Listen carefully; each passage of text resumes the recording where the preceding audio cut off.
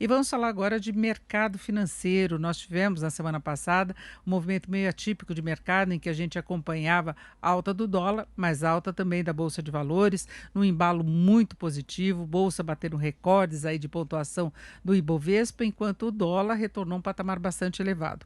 Hoje o dólar continua em alta, só que desta vez a Bolsa em queda. O dólar sobe 1,20%, a cotação de venda do comercial passa dos 5,48, hoje já chegou à faixa dos 5,50, enquanto a Bolsa de Valores agora recua 0,9% e Bovespa um pouco abaixo dos 124 mil pontos. Nós vamos falar sobre essa movimentação com Jefferson Latos, que é estrategista-chefe da Latos. Jefferson, boa tarde.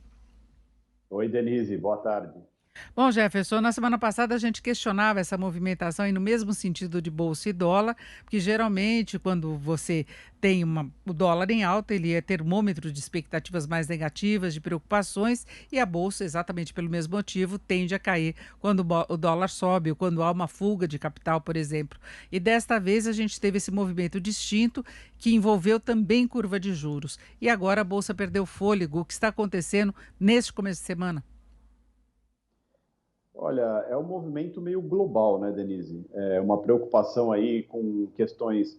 Um pouco, dá para dizer que as questões são bem políticas, né? A gente tem um pouquinho aí dessa preocupação externa com impeachment ou não de Trump, se ele renuncia ou não.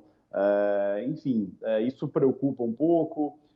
Tem a questão China, né? Ou bem ou mal, a China começou a fechar, fazer lockdown em algumas cidades ali, um país que diz que tem quase nada de casos, começa a fazer lockdown, isso assusta um pouco o mundo. Então é uma pitada de tudo. E aqui internamente também a gente tem preocupações também, preocupações políticas com a questão do Baleia Rossi para presidente da Câmara aí poder aí impetrar até mesmo um pedido de impeachment, né, do presidente Bolsonaro para poder favorecer, de certa forma, seus apoiadores de oposição. Né? Então, soma tudo isso aí com o mercado esticado que vem dos últimos dias, abre espaço para uma realização. Né? A proximidade das eleições para a Câmara e toda a discussão em torno de apoio, além dessa questão política, coloca também possibilidade de volta do auxílio emergencial, que é uma possibilidade que o mercado vê com muita cautela, né? Exatamente, porque a gente está olhando para. O fiscal é algo muito sensível no país, ainda mais no Brasil depois dessa crise, e quando se fala em novamente ter auxílio emergencial, estender isso, o mercado fica meio em pânico, né? Assusta um pouquinho. E aí você pega, o cenário externo já não é tão favorável, aí você soma tudo que tem no interno, quem está com lucro tende a botar no bolso, né? Dar uma realizada, né? Até porque a bolsa subiu bastante, como a gente estava falando, bateu recordes aí, não é? Isso cria, inclusive, uma expectativa positiva pelo excesso de liquidez global, mas seria uma pressão aí mais de curto prazo do mercado, até ter uma definição mesmo, a conclusão das eleições e posse do novo governo nos Estados Unidos e as eleições para a presidência da Câmara aqui no Brasil. Depois a gente, de repente, pode ter uma desanuviada nessa situação, não é? Não, com certeza, com certeza. Acho que se a gente parar para pensar, Denise, grave, grave, grave, não tem muita coisa acontecendo. Tem burbúrios, né? Burbúrios que acontecem que o mercado vai meio que vivendo um dia por vez, um problema por vez. Por isso que a gente está nessa situação. A gente está esticado, está com o mercado super valorizado, né? 125 mil pontos para o Ibov. Há 3 meses que a gente conversava, era meio inimaginável, e a gente está nesse fator. E agora o mercado vai esperar a definição da questão Trump, vai esperar a definição da Câmara. Dá para afirmar que são esses dois fatores aí que vão chamar bem atenção essa semana aí, até porque a questão de Covid, por mais que preocupa tudo, a gente sabe que tem a questão da vacinação acontecendo, vai começar aqui no Brasil, em outros países já começou, então isso não pesa tanto quanto questões políticas que vão ajudar a definir a recuperação econômica, né? Não só do Brasil, mas do mundo. Ficou uma preocupação pontual com relação a essa pandemia, se esperando que a vacinação consiga conter esse avanço. Tem momentos aí em que pontualmente essa questão pesa, como você citou hoje, a China também adotando, assim como aconteceu com o Reino Unido, né, quando adotou medidas mais restritivas mesmo. Mas a gente vê que os vários países e mesmo estados aqui no Brasil têm agora uma cautela maior com relação ao lockdown, né, pelo impacto econômico. Ninguém aguenta mais, né, Denise? Acho que uma coisa que chama a nossa atenção é que muitos países resolveram agora em janeiro decretar lockdown. Para quê? Janeiro geralmente é um mês mais fraco mesmo economicamente, é um mês que todo mundo está se preparando para o que vai fazer para o ano. Então, aparentemente, muitos países resolveram escolher janeiro, não só país, mas como cidades também, resolveram escolher janeiro para fazer um lockdown para justamente acabar logo com isso e a partir de fevereiro voltar à tona. Claro que preocupa, né? Se passar de janeiro o lockdown em alguns locais, com certeza preocupa e isso vai ser precificado no mercado, né? É, a questão também para muitos países e mesmo cidades, estados aqui no Brasil é falta de condição de atendimento médico. Mas chega num momento que não tem mais como atender, Reino Unido tem receio disso, né? A China a gente sabe que eles têm uma preocupação até pela quantidade de pessoas que podem ser contaminadas, pelo tamanho da população local, não é? Mas Manaus, por exemplo, não tinha muito o que fazer, a não ser impor restrições. Não, exatamente. Tanto é que o ponto central de se fazer lockdown é justamente você não sobrecarregar o sistema de saúde, né? Porque aí sim tudo se tornaria muito mais complexo.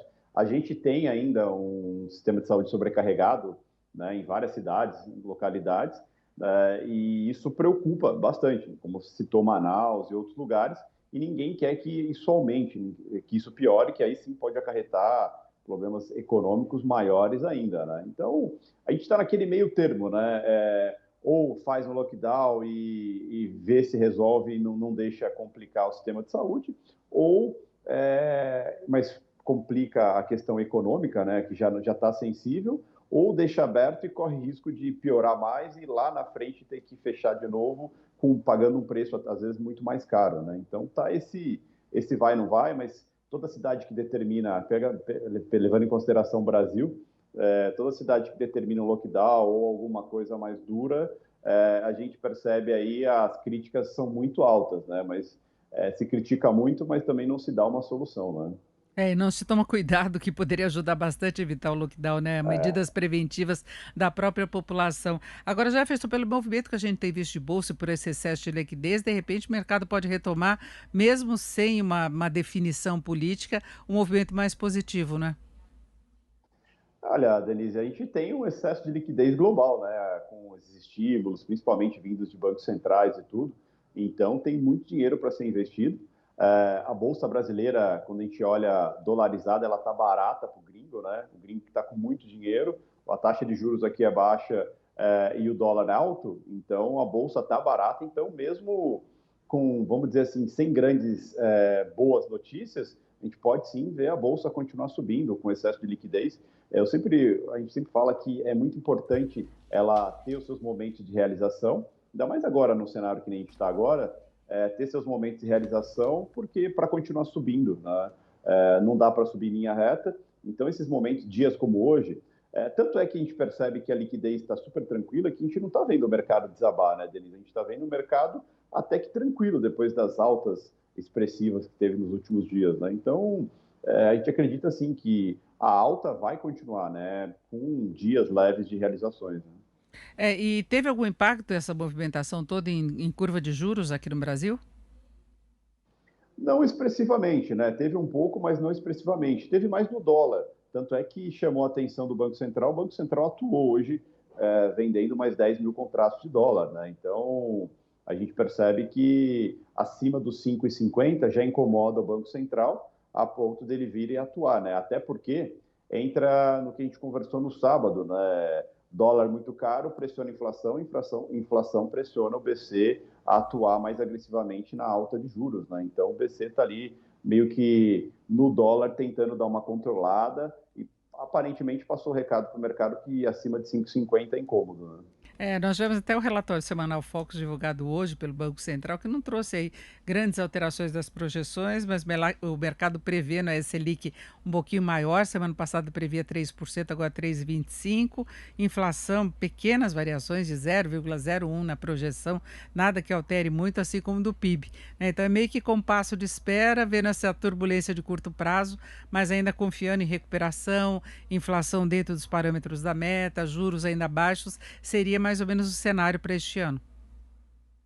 Exatamente. A gente está vendo um Banco Central até otimista, né, Denise, com toda a situação, até mesmo o Focus em si, todos os integrantes ali, a gente vê que tem um certo otimismo, uma certa tranquilidade. A gente olha muito para ver quanto de estímulo os Estados Unidos vai colocar na economia, o quanto isso vai acelerar o crescimento, porque isso favorece a gente, só que junto com isso vem inflação e outras coisas que vão obrigar o Banco Central a mudar um pouco a sua política, né? Mas por hora é essa política que prevalece, né? Uma política de maior tranquilidade, mesmo de alta de juros, uma alta muito gradual, muito tranquila, muito paciente, né? É isso, conversamos aqui com o Jefferson Latos, que é estrategista-chefe da Latos Investimentos. Jefferson, muito obrigada, uma boa tarde. Obrigado, Denise. Boa tarde.